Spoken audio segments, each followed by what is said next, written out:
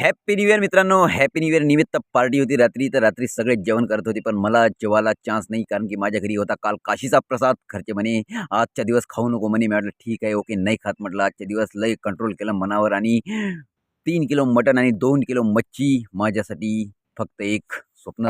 तर रात्री पार्टी थोडी लेट नाही चालली, त्यामुळे सकाळी दोघांनी फोन केले तर कोणच उचलला नाही. कोणी उचलला तर काय बोललं काही समजलं नाही. मी म्हटलं ठीक आहे, यायची की याची इच्छा नाही, माही जायची इच्छा नव्हती, कारण की रात्री 12-1 वाजता झोपलो. पण आपला निर्णय एकदा असल्यावर असलाच. सबस्क्राईब करा, आवडला असेल व्हिडिओ तर. सकाळीच गेलो तापावर आणि ताप केला आणि गोष्टी सांगितल्या. रात्री पार्टीचा विषय झाला, मोबाईल फुटला.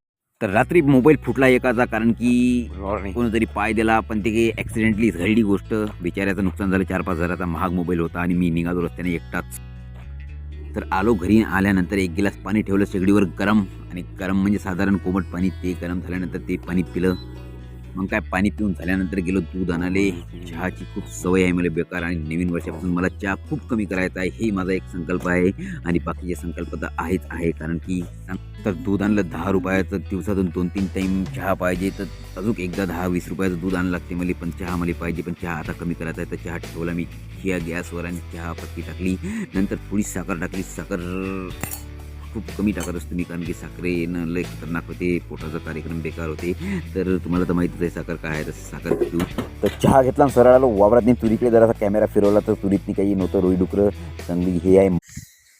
तर जवळपास एका मित्राला 7-8 हजाराची पार्टी पडली, कारण की डिस्प्ले फुटला त्याचा. आता डिस्प्लेची किंमत जवळपास 4-5 हजार तर असेलच. महागाचा मोबाईल आहे.